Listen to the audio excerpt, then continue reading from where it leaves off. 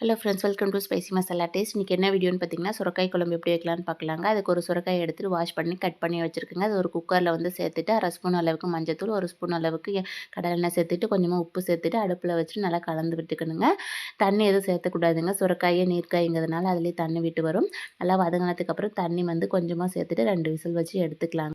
அதுக்கப்புறம் ஒரு கடாய் வச்சுட்டு 2 ஸ்பூன் அளவுக்கு கடலெண்ணெய் சேர்த்துருக்கேங்க. அதில் வந்து கடுகு கொஞ்சம் சேர்த்துட்டு வெடிச்சு வந்ததுக்கப்புறம் 1/2 ஸ்பூன் அளவுக்கு சீரகம் சேர்த்து அதுவும் பொரிஞ்சு வந்ததுக்கப்புறம் ஒரு பெரிய வெங்காயம் 4, 5 பல் பூண்டும் கட் பண்ணி வச்சுருக்கேங்க. அதை சேர்த்துக்கலாம். கொஞ்சமாக கருவேப்பிலை, மிளகாய் வந்து 1 சேர்த்துருக்கேங்க. கடைசியாக ஒரு பொடி வந்து சேர்ப்போம் இல்லைங்களா, அதுலேயும் மிளகாய் தூள் இருக்கிறதுனால நான் கம்மியாக சேர்த்துருக்கேங்க. அது கூடவே ஒரு தக்காளி சேர்த்துட்டு நல்லா மிக்ஸ் பண்ணி விட்டதுக்கப்புறம் தக்காளி வேகிறதுக்காக நம்ம காய் வேக வச்சு இல்லைங்களா, அந்த தண்ணி கொஞ்சம் எடுத்து இதிலே மிக்ஸ் பண்ணிக்கணுங்க.